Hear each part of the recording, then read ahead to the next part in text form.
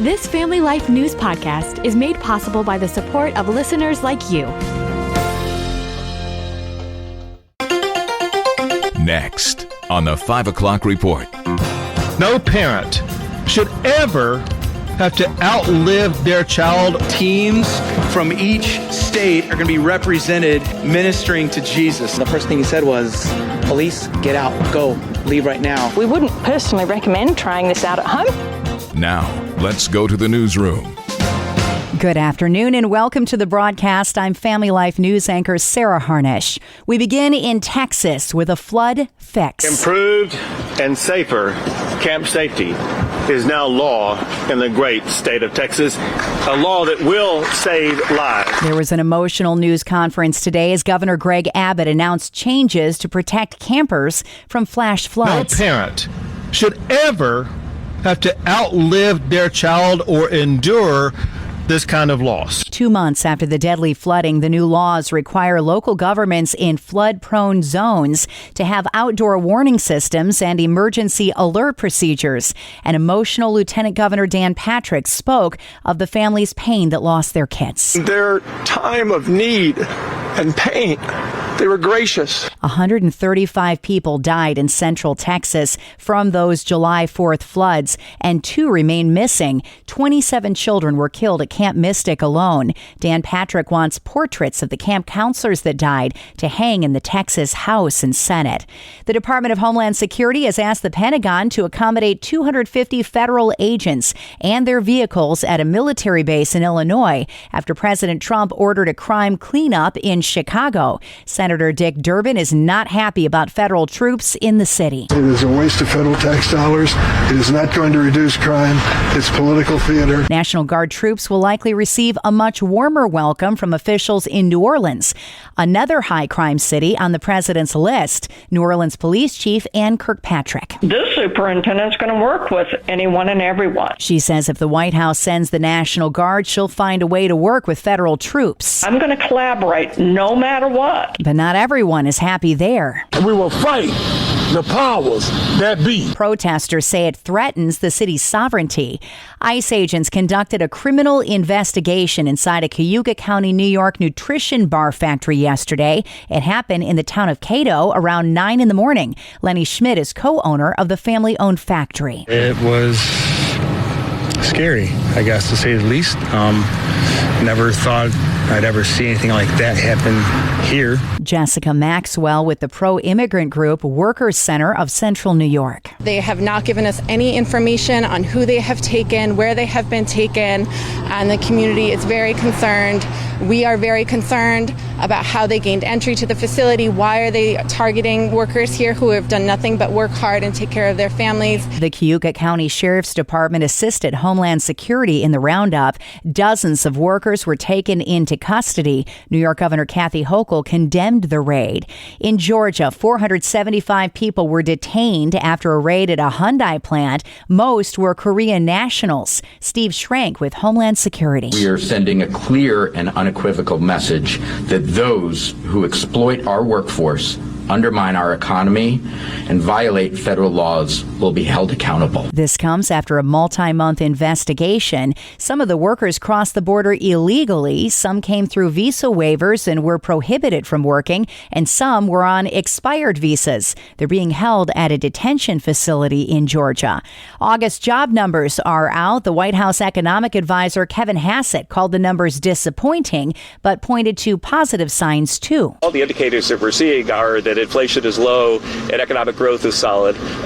Income growth is solid as well. The government says 22,000 jobs were created last month. CBS reporter Jill Schlesinger says a job slowdown may lower interest rates, and that would impact your rate on a car or a home. The problem the Fed is going to have to struggle with is that they may have both things signaling that there should be action. Which one is more important may determine what the next path there will be for lower interest rates. Over Labor Day weekend, thousands of Christians launched a daily celebration of communion, a 40-day-long effort which will culminate in what's being billed as Communion America, a first-of-its-kind observance on the National Mall in Washington, D.C. next month. During a live broadcast of the kickoff event, Michael Miller of the Dallas-based Upper Room Ministry said communion on the mall will consist of tents representing each U.S. state. In those tents are going to go 24-hour worship representing each one of the states. So teams from each state are going to be represented ministering to Jesus. It's amazing. And then that Saturday night, it's culminating where they're going to put a table that goes the length of the mall, which is a long, long, long table, where they're going to serve communion to the body of Christ. Co-organizer David Bradshaw. We're going to take communion every day, if you can. Number 2, fast however led, whatever that looks like. Yep. And then number 3, we're saying forgive others, be reconciled. What would happen in America 40 days if it was 40 days of forgiveness and receiving communion? Let the blood just cover our nation. The Washington, D.C. event will feature around-the-clock worship from October 9th to the 12th. Still to come on the 5 o'clock report, a lockdown in Waterloo, New York. August is officially the 6th driest on record for Pennsylvania farmers, and New York charts its 6th tornado. Those stories and more after weather with Kevin Williams. Here is your Family Life regional weather forecast. Tonight, increasing clouds. Little rain moves into some areas late with low temperatures, mainly in the 50s. Tomorrow, it's a cloudy, cool day. Rain much of the time. Central New York, central and eastern Pennsylvania. Rain early. Western New York and western Pennsylvania comes to an end. High temperatures much lower than we've seen, with readings mostly in the 60s in the afternoon. All right, Kevin, checking the stories making news where you live across New York and Pennsylvania. The Empire State made the national newswire this afternoon. Governor Kathy Hochul just signed an executive order allowing pharmacists across the state to administer COVID vaccines. It's a response to more restrictive federal guidelines on who should get those shots. Pharmacists will now, as a result of this signing, be authorized to administer COVID shots to those who choose to have them. Hochul's executive order will last a minimum of 30 days. The Democrat says it's to allow time for a more permanent state legislative response to the updated federal policy. The FDA recently approved a new round of COVID boosters, but only for adults ages 65 and over or those deemed at medical high risk. A loose water bottle has the attention of investigators looking into last month's fatal bus crash on the New York State Thruway. Here's Family Life's Mark Webster. Yeah, state police say while they've reached no conclusions, they're not ruling out the possibility the driver of the tour bus was trying to corral a loose water bottle that had rolled his way from behind when he lost control and then overcorrected, leading to the rollover crash in Pembroke that claimed 5 lives and injured dozens of passengers. A witness in the front of the bus says the driver turned around to try to grab the bottle when the bus went out of control at full speed. Investigators do say the driver, who survived, showed no signs of impairment, nor the bus any mechanical issues. Mark Webster, Family Life News. There was a scare in the Finger Lakes this morning in what police are calling a swatting incident. 2 calls for an active shooter in Waterloo, New York today brought massive police response and put area schools on lockdown, but an investigation determined the calls were swatting, a false call designed to elicit a large-scale police response. This man was among those evacuated from the Hampton Inn. Right when I looked out through my peephole, the officer turned around and started banging on our door. And then when we opened it, the first thing he said was, "Police, get out, go, leave right now." Mosa Barua tells WHEC that he and his wife Eleanor didn't even have time to finish getting dressed. Luckily, a gentleman provided me with a shirt. Someone else provided the shoeless lady with a pair of slippers. She had to walk across gravel barefoot to get to the other side. But I guess everybody was okay. Schools in Waterloo and Seneca Falls were put on lockdown for a time, but all is back to normal now. The National Weather Service has confirmed that a tornado touched down in Oneida County, New York last evening. The EF0 twister touched down around 6 p.m. near Ava, New York, about 15 miles north of Rome. No injuries, but it is New York's 6th confirmed tornado this year, half of which have happened in Oneida County. This past August was one of the driest on record in central Pennsylvania. Now farmers are feeling the heat as they approach harvest season. Most are seeing lower crop yields. Come time to pay the bills, it gets very difficult. You went to your local produce stand and there's still sweet corn there, but it should be there for another couple weeks yet. And because of that drought, it's not going to be there. Joe Diamond with the Pennsylvania Farm Bureau says all the best farming practices in the world cannot make up for a lack of rain. Farmers absolutely are at the mercy of what Mother Nature has to provide to us. Diamond says, ironically, too much rain back in the spring delayed the start of the planting season, and now not enough rain has resulted in a smaller harvest. On deck next, Capital Connection back after summer break. Our own Bob Price sits down with PA families Michael Gear and New York families Jason McGuire for what's going on in the state capitals in New York and Pennsylvania. Let's listen in. Michael, I want to begin with you. Pennsylvania doesn't have a state budget, 65 days and counting. What is the holdup, sir, and who bears most of the blame for this spending impasse, the governor or the legislature? Well, it's a combination of both. We have divided government in Pennsylvania, which in many respects is kind of a good thing because what the governor wants to do is spend us on a credit card.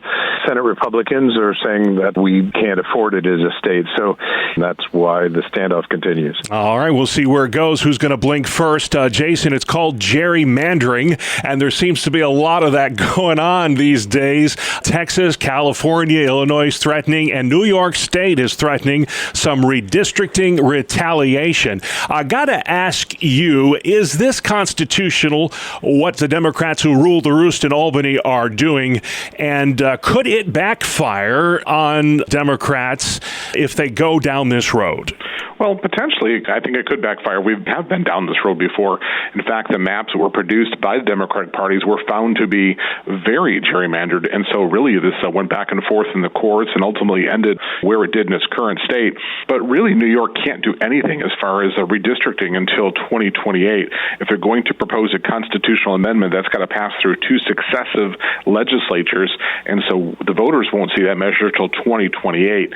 This is Governor Kathy Hochul and other Democrats trying to make a lot of noise ahead of the 2026 midterms, but redistricting in New York will not impact that. So much for doing this once every 10 years. It seems like it's happening a lot more than that these days. Michael, I know you're excited later this month. It's here already, the 5th annual Pennsylvania March for Life. It's one of the largest gatherings there is at the state capitol in Harrisburg. It's coming up, I believe, Monday, the 22nd of September. What's on the agenda this year, Michael, and why is it so important that you continue to bring up these life issues in Harrisburg? Well, it's a really exciting program. We start at 10 a.m. there at the base of the Capitol steps with praise and worship. Then at 11 is the rally, and then the march around the Capitol after that. The purpose of this is to raise a consistent voice that the sanctity of life must be protected from conception until natural death. And the legislature gets to hear that message. The governor gets to hear that message as the thousands of folks show up at the Capitol steps. You can subscribe, listen to, and share Capital Connection and all of Family Life's original podcasts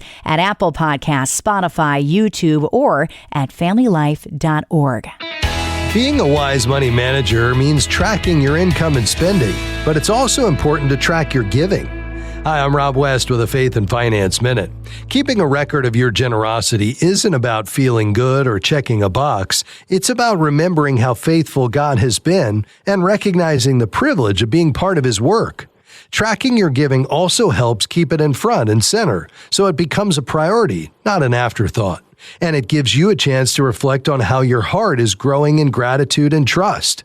You might even set a goal to increase your generosity as the Lord provides, not out of guilt, but out of joy.